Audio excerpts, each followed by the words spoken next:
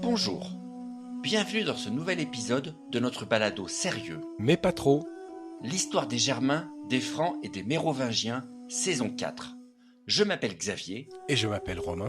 Et on vous invite à nous suivre sur les réseaux sociaux Facebook et Instagram à meropodcast.fr.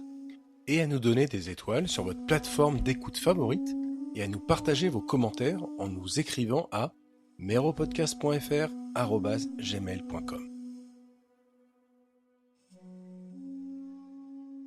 Ceci est l'épisode 88, Serial Lover. Au milieu des années 50, au beau milieu d'une période un peu trop calme, ce n'est pas un, mais deux coups de tonnerre qui résonnent sur le royaume des Francs. Tout d'abord, la fin tragique des 75 000 francs et alamans emmenés par Lotharis et Butilin en Italie du Sud en 554. Une expédition officieusement mandatée par Théo l'Infirme qui a semblé une bonne idée sur le papyrus, mais qui finit en désastre et laisse le champ libre aux Byzantins pour terminer leur guerre Miga et renvoyer les Goths se faire voir chez les Grecs. Oui, je sais, c'est un peu une référence en boucle. Mais cette première catastrophe va être suivie d'un deuxième drame. Année 555, leur patron, en tout cas celui en titre, le roi Théodobald l'Infirme, meurt à son tour après un règne de 7 ans, probablement dans son palais à Trèves. Un décès pas vraiment surprise, qui va déclencher une réaction en chaîne dans le Regnum, où on n'aime pas laisser les places vides trop longtemps.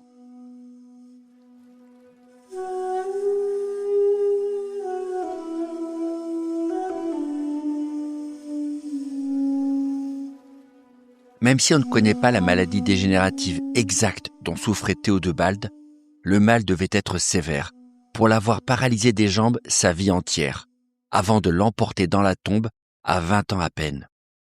Est-ce que ce jeune homme, qui n'a pas laissé de grands souvenirs militaires ou politiques derrière lui, a été regretté par ses sujets les Francs ?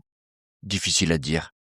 Les Byzantins, pour leur part, se sont peut-être réjouis de la disparition du souverain, le chef de cet État voyou du Nord, même si le moment n'était pas encore venu pour eux de se venger des Mérovingiens. Car désormais, pour l'Empire, la priorité absolue va être donnée à la conquête définitive de l'Italie, en reprenant le contrôle de la péninsule des mains des Ostrogoths et des Francs encore sur place, avec l'aide notamment de nouveaux mercenaires, des barbares appelés Lombards, dont on reparlera. Car ce petit peuple germanique, localisé à ce stade du côté des Alpes autrichiennes, commence peu à peu à se faire connaître dans toute la région, en tant que serviteur fidèle des Romains. Enfin, pour l'instant. En attendant, le royaume des Francs sur le Rhin se retrouve d'un coup sans héritier, car Théodobald l'Infirme est mort sans fils, laissant seulement une veuve derrière lui, une certaine Valderrada, qui justement est la fille de Waco, le roi des Lombards. Et pas celui des soupes minutes. Désolé. Une jeune femme donc en 555, dont on ne sait pas grand-chose, sinon qu'elle n'a pas eu d'enfant et qu'elle est, petite surprise, la sœur de Wisigarde, autre fille de Waco et dernière épouse du père, le brillant Théodebert. La belle-mère de Valderrada. C'est sa propre sœur, Wisigarde. Comme quoi c'est vraiment n'importe quoi les relations familiales chez les Mérovingiens. Et je comprends que personne ne s'y retrouve.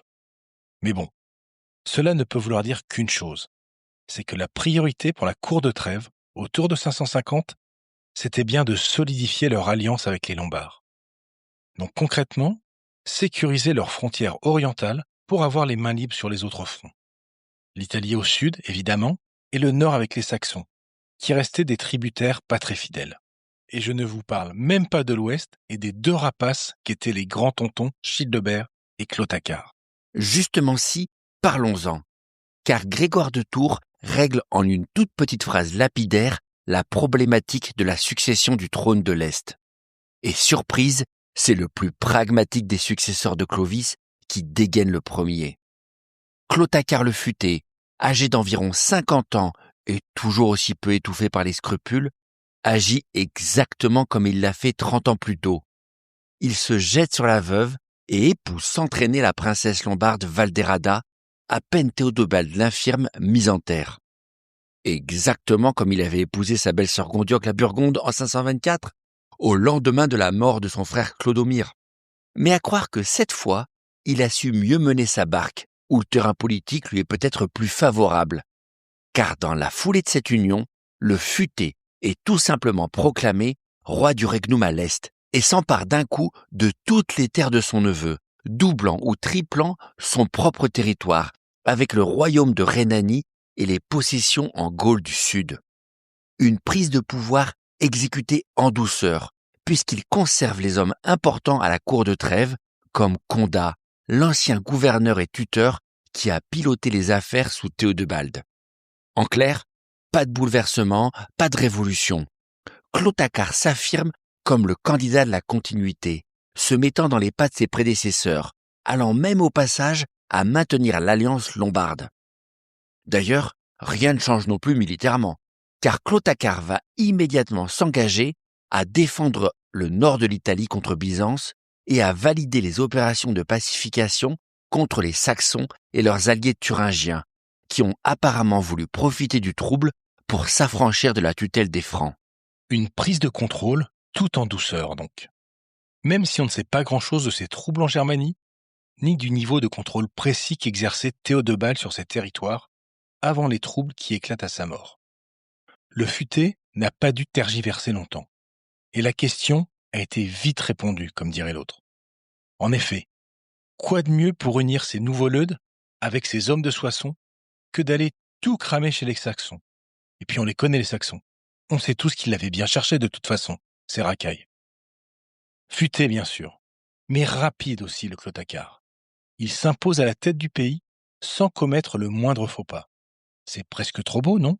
Disons que plusieurs facteurs ont dû jouer en sa faveur.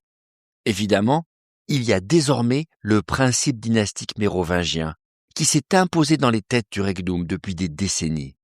Une étrange croyance en l'aura sacrée de cette famille qui a pris racine et que Clotacar peut intelligemment utiliser à son profit en tant que fils survivant du mythique Clovis. Autre facteur, la proximité géographique, vu que son royaume de Soissons est le plus proche géographiquement du cœur du royaume de l'Est. De même que politiquement et éthiquement en fait. D'ailleurs, le Futé a été l'allié militaire de l'aïeul, son demi-frère Théodoric le Fourbe si vous vous rappelez. Et malgré leurs désaccords passagers, les deux ont conquis ensemble le royaume de Thuringe et soumis, au moins partiellement, les Saxons au nord. Un titre de gloire qui peut-être rassure les aristocrates futures intentions à la tête de cette part du royaume. Et puis, il ne faut sans doute pas négliger la patte de Clotacar, sa ruse légendaire. Un peu comme s'il avait prévu le coup depuis longtemps. Car soyons réalistes, ses espions l'avaient forcément prévenu de la santé chancelante du petit-neveu. Et surtout, lui-même avait cerné depuis longtemps le caractère de son seul véritable rival. C'est-à-dire son grand frère survivant, Childebert le Brouillon, qui pouvait lui aussi prétendre à ce rôle. Et justement, Agathias de Byzance nous confirme dans sa chronique que le coup de force brutal du Futé pour s'accaparer toute la succession a logiquement bien failli dégénérer en guerre civile. Mais tout ça a vite tourné court. La réalité, c'est que Childebert commence à être âgé en 555 et sans successeur après lui depuis la mort de Théodebert qu'il avait adopté, puis de son fils Théodebald. Et apparemment, à en croire le Byzantin, il commence aussi à être très fatigué. Un roi de Paris, physiquement et politiquement affaibli à ce stade donc. Et s'il est reconnu par tous comme un homme pieux, tout le monde sait qu'il n'est pas le guerrier le plus tranchant de la famille, à Paris comme à Trêves. Si le Brouillon a dû manifester son mécontentement, il a rapidement compris qu'il valait mieux jeter l'éponge devant le rouleau compresseur Clotacar et sa ribambelle de fils. Autant par crainte de leurs représailles possibles que de la réaction de ses propres leudes, très inquiet maintenant avec son plan de succession complètement vide. En clair, Childebert le Brouillon, toujours aussi erratique, a fait mine de se rebeller un moment, mais il a vite renoncé. Mais vu le pédigré de la famille et leur passé respectif, il reste difficile de croire qu'il ait apprécié ce sale coup, et que tout pieux qu'il soit, qu'il va vite pardonner à son frère le futé. Parce qu'il connaît bien son filot de frère. Un homme qui a montré que, famille ou pas, il ne recule jamais devant un sale coup, que ce soit militairement, maritalement ou politiquement. L'opportunisme, c'est la seconde nature du roi de Soissons et de Trèves. Et d'ailleurs, c'est peut-être un trait qui est apprécié par les Leudes de l'Est. Mais par contre, et tu y fais allusion, je suis un peu paumé. Quand tu parles des fils de Clotacar, il en est à combien exactement le charreau? Et pour combien de mariages? J'ai complètement perdu le fil. Alors c'est un calcul compliqué. Car rappelez-vous, la plupart de ces unions de l'époque ne sont pas consacrées par une cérémonie religieuse, qui n'est pas encore considérée comme un sacrement obligatoire ou une cérémonie particulière. En tout cas, pas pour des aristocrates comme Clotacar, qui a fait simple apparemment avec Vulderada. Grégoire résume ça d'un lapidaire mais assez explicite, et je le cite, « Il la fit entrer dans son lit ». Ce qui, à défaut d'être extrêmement romantique, a le mérite de régler la question pour tout le monde. Alors, sans revenir sur la question du statut exact de ces femmes, ni sur leur rang respectif en tant qu'épouses de premier ou de deuxième rang ou encore de concubines, il faut effectivement se poser un peu pour suivre la vie sentimentale de Clotacar après ses 30 ans d'activité plus ou moins débridée. Sentimentale, entre guillemets bien sûr. Le serial lover a donc épousé tout jeune en 522 la reine Gondioque, dont il assassine les 2 fils dans l'épisode célèbre de son partenariat maléfique avec Childebert contre leur maman. Vont suivre, sans qu'on puisse être tout à fait sûr sur les dates, une autre épouse du nom de Shunzin, dont on ne sait rien sinon qu'elle est la maman dans les années 20 ou 30 d'un fils appelé Shram. Et viendra aussi Ingonde, la servante qui va lui donner 4 enfants. Puis Arégonde, sa petite sœur enterrée à Saint-Denis, qui lui donnera un fils de plus. Donc déjà 4 femmes et une petite brochette d'enfants, mentionnés dans les textes. Et le fort soupçon qu'il y a pu en avoir beaucoup d'autres. Des compagnes donc, mais pas forcément des reines. Des femmes au rôle flou à la cour, avec qui il semble avoir vécu successivement, puisqu'elles ne semblent jamais trop interagir les unes avec les autres, à part peut-être les 2 sœurs. Il faut dire qu'on a du mal à concevoir un roi basant son trône de plus en plus ouvertement sur la religion chrétienne, ne pas faire un minimum d'efforts pour éviter de choquer trop ouvertement le clergé du royaume avec une polygamie pleinement affichée en public. En l'occurrence, toutes ces femmes ont disparu du tableau officiel en 555 lorsque Clotacar décide d'épouser Vulderada, la jeune veuve, afin de compléter sa mainmise sur le royaume de l'Est. Enfin tous, sauf une. Il y a eu aussi une 5e épouse entre-temps, que je te soupçonne d'avoir fait exprès d'oublier et qui ne s'est pas volatilisée pour autant. Parce qu'en plus de cette belle liste de femmes que Clotacar s'est choisie pour des raisons politiques ou uniquement par goût, il faut rajouter une autre femme, mentionnée 10 épisodes plus tôt. Et oui, la petite princesse thuringienne Radégunde, ou Radégonde en français, qu'il a kidnappée 20 ans plus tôt, en 531, en Thuringe. Tu croyais peut-être que j'avais oublié? Oui, Radégunde est devenue sa 5e femme connue autour de 540, c'est vrai. À l'époque de la grande guerre de Théodebert le Brillant en Italie et de l'expédition ibérique de Saragosse. Alors, dans la longue liste d'histoires tristes du VIe siècle, il faut s'arrêter un instant sur la vie de cette femme.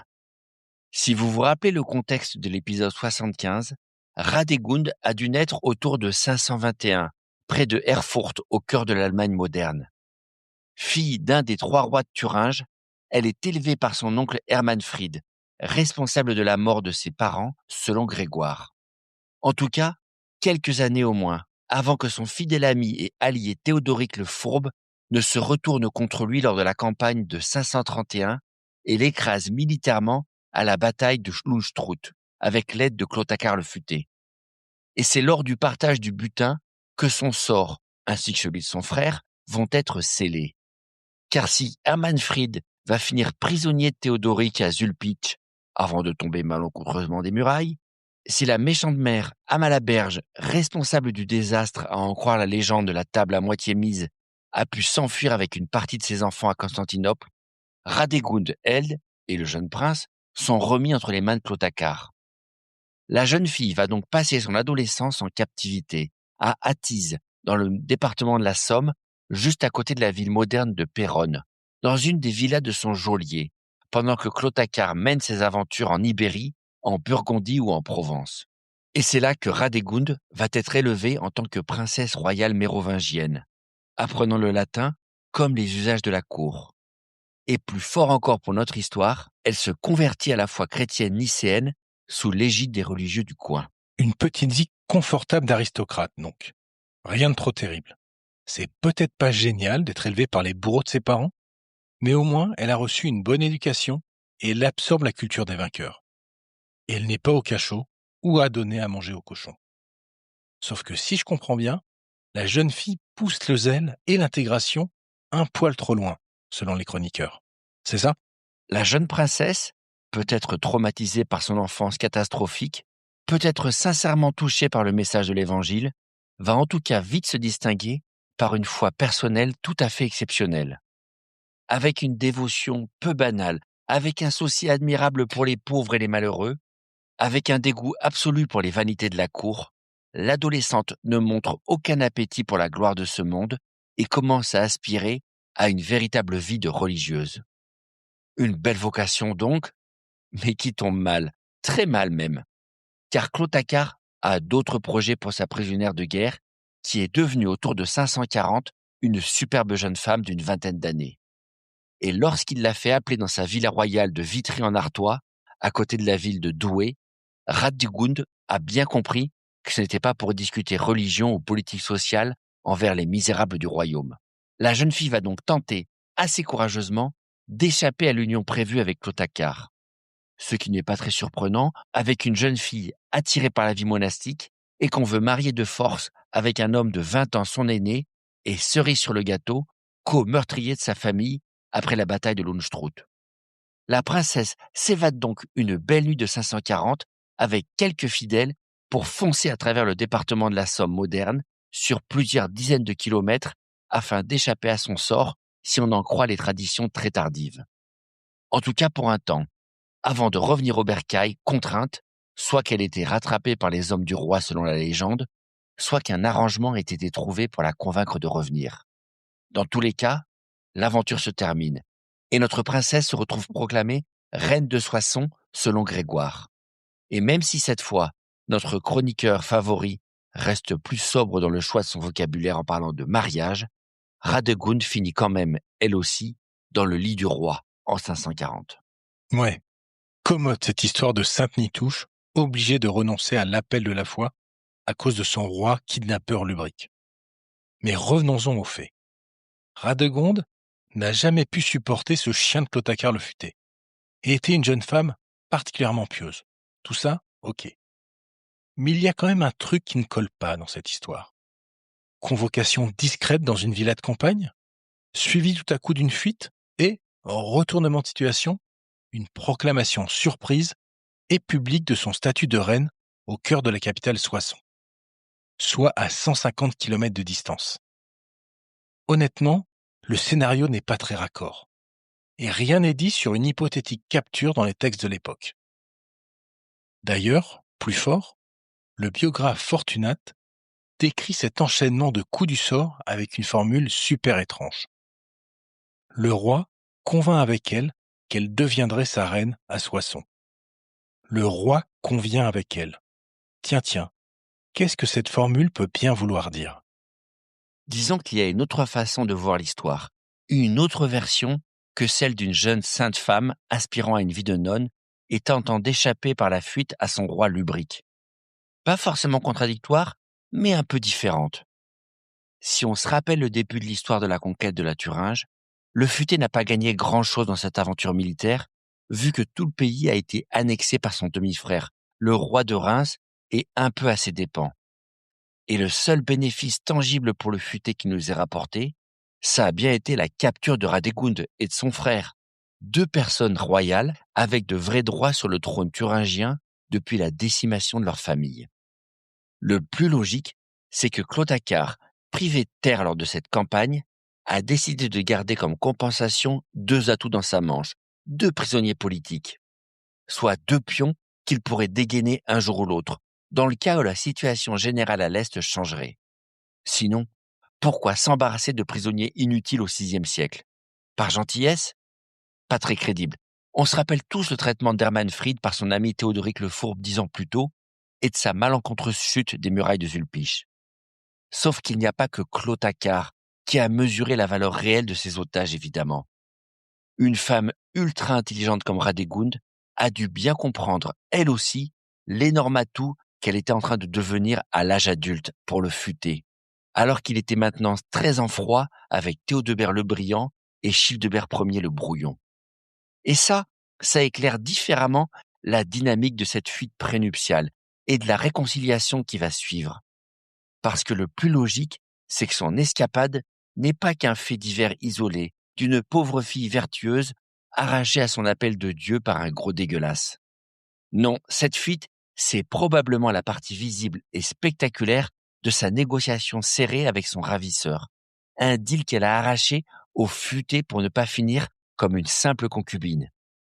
Si elle savait qu'elle ne pouvait pas vraiment éviter de finir dans son lit, tant qu'à subir ce destin pas très enviable, autant ne pas brader sa virginité. En refusant de coopérer volontairement à son projet politique, sans obtenir d'abord une reconnaissance officielle d'un titre formel de reine, en préférant même une fuite scandaleuse et publique à un traitement indigne de son rang et une union en catimini, Radegund a sans doute joué un gros bras de fer pour forcer le roi devant sa cour et ses prélats à la traiter autrement que comme une simple partenaire sexuelle. Et que si elle a logiquement perdu la bataille de l'union imposée, elle a probablement gagné politiquement la partie contre son futur mari, en échangeant son retour au bercail et son consentement contre un titre officiel de reine obtenu à Soissons, dans la capitale, devant toute la cour réunie en 540. Oui, là d'accord, cela me paraît plus raccord comme explication. Même si les détails sont bien évidemment improuvables, vu la pauvreté des textes et la couche de sainteté qu'ont étalé les biographes sur sa vie. Franchement, j'imagine parfaitement Clotacar accepter ce deal. Au-delà de son appétit lubrique pour une belle jeune fille, il a dû céder et épouser officiellement devant le clergé et les grands du royaume une descendante des rois de Thuringe et de lier leur sort à tous les deux, en se positionnant comme premier défenseur des droits de la famille royale survivante du royaume de l'Est, ce qui aurait été de bonne guerre pour embêter son neveu Théodebert le Brillant, avec qui tout va mal autour de 540, et qui essaie de contrôler tant bien que mal le royaume. Bon, une véritable sainte en construction, je veux bien. Mais surtout, une sacrée femme politique. Bonne diplomate et bonne négociatrice, si je lis bien entre les lignes. C'est vrai. Et on peut d'ailleurs lire l'histoire de son règne, à partir de 540 aux côtés de Clotacar, de 2 manières différentes et complémentaires. Alors, à suivre les biographes, aucun doute. La reine va tenter le grand écart, en essayant de combiner son devoir conjugal et en parallèle de mettre tous ses efforts dans une recherche de sainteté qui dépasse carrément la norme. Radegund multiplie donc les démonstrations publiques et privées de dévotion à partir des années 40. Elle dépense sans compter son temps et son trésor pour le service de Dieu. Elle participe à la construction d'édifices religieux comme d'hospices pour les pauvres, mais elle finance par tous les moyens possibles les bonnes œuvres de la région pour devenir la bienfaitrice en chef du royaume de Clotacar. Ce qui tombe parfaitement bien, puisque le roi lui-même n'a jamais beaucoup brillé par son christianisme intense. Que ce soit avec sa vie maritale inorthodoxe ou son total désintérêt pour les conciles d'évêques comme pour les questions religieuses en général. Et du côté privé, là on rentre aussi dans une dévotion assez décapante pour nos oreilles du XXIe siècle. Les chroniqueurs rapportent que la reine passe son temps à se scarifier pour plaire aux divins et quitte chaque nuit le lit conjugal pour aller prier en chemisette sur la pierre glacée, histoire de décourager le roi de tout rapprochement intempestif au lit. Une vie de reine donc assez ostensiblement tournée vers d'autres priorités que la satisfaction de Clotacar le Futé pendant des années, au point que les conflits entre eux deviennent de notoriété publique, avec de vilaines blagues propagées à la cour, où on se moque du roi qui a soi-disant épousé une nonne et pas une reine, ce qui n'est pas très gentil pour sa réputation de virilité. Des années de mariage assez stériles donc, au figuré, avec une distanciation sentimentale toujours plus grande entre les deux époux, comme au propre, puisque contrairement à ses autres femmes, Radegund n'arrive apparemment pas à tomber enceinte du moindre enfant. Bon, excuse-moi, je vais encore faire mon contradicteur. Je ne doute pas que Radégonde aimait le Seigneur et se sentait appelé à une vie de sainteté. Mais avoue qu'il y a un autre paramètre qui peut laisser penser à une stratégie beaucoup plus réfléchie. Au fur et à mesure que son mariage s'avère stérile, la reine Radegonde voit son pouvoir et son influence potentiellement s'effriter à la cour, alors que toutes les autres épouses et concubines lui ont fait un paquet d'héritiers. Donc pour une femme politique qui compte bien ne pas se laisser mettre au placard, qui est mariée à un roi un peu mécréant, prendre le rôle de superstar de la foi en s'assurant le soutien du petit peuple et de tout l'épiscopat de sa part du regnum, ce n'est pas stupide comme stratégie. Comme souvent, les deux théories sont possibles. Radegund, croyante sincère, horrifiée par son propre mari et sa vie conjugale, qui veut se consacrer corps et âme au Seigneur en adoptant sincèrement une vie alignée avec les principes de la foi. Et Radegund, femme politique, prenant le rôle de véritable sainte de son vivant devant les évêques et la population, et devenant, par les soutiens qu'elle construit autour de sa personne, une femme puissante et progressivement indépendante de son mari. Quoi qu'il en soit, cet attelage décidément mal assorti va finir par casser pour de bon, un peu avant la mort de Théodebald l'infirme. Une dernière goutte d'eau dans la coupe déjà bien pleine des griefs entre Radegund et Clotacar, car le roi décide de faire assassiner son propre frère, ce jeune homme au nom inconnu qui a été fait prisonnier avec elle en 531. Sans doute parce qu'il réalise que la situation politique à l'Est l'a rendu encombrant, ou qu'il ne l'aimait pas tout simplement, allez savoir. Difficile à dire, mais quoi qu'il en soit, Radegund confirmera bien le meurtre de son frère dans une lettre ultérieure. Mais, peut-être pour éviter le scandale, elle ne donnera pas les raisons et ne nommera pas explicitement le coupable, même si on voit tout à fait clairement à qui elle pensait. Un nouveau crime de Clotacar donc. Pas très surprenant chez cet homme impitoyable, mais impardonnable pour la reine. Radegund décide de quitter une nouvelle fois ce psychopathe et s'enfuit de son domicile au début des années 50. Une seconde fois donc, mais avec un meilleur plan. Car la reine file se jeter aux pieds de l'évêque de Soissons, du nom de Saint Médard. Et devant le prélat, la reine exige qu'il lui laisse prendre le voile sur le champ. Sauf que le prélat, tout futur saint qu'il est, se retrouve bien embêté devant cet ultimatum. Et on le comprend. D'abord, du point de vue des règles religieuses, quelle est la bonne marche à suivre spirituellement parlant vis-à-vis d'une demande de rupture qui ressemble furieusement quand même à un divorce, difficilement acceptable religieusement parlant, mais justifié par un motif éminemment louable qu'est de servir Christ dans un monastère. Mais, plus épineux que le problème théologique pur, que va-t-il se passer pour notre bon Médard s'il fâche le roi en obéissant à la reine rebelle qui tente sa nouvelle escapade? Inversement, comment renvoyer les mains vides une reine à la réputation de quasi-sainteté depuis des années sans passer pour un hypocrite de première catégorie aux yeux des autres évêques comme du peuple? On imagine donc assez bien l'hésitation de notre Médard qui tente dans un premier temps de ramener la reine à la raison d'État en lui rappelant les liens sacrés du mariage. Une belle tentative de réel politique enrobée de discipline religieuse et dont la réponse ne va surprendre personne. L'évêque se fait immédiatement recadrer sèchement par Radegund qui rejette en bloc ses ordres. D'abord parce qu'elle est reine et n'a sûrement pas très peur d'un évêque, et ensuite parce qu'elle n'est pas née de la dernière pluie. Et elle sait exactement comment tirer profit de l'image publique qu'elle a mis une décennie à construire.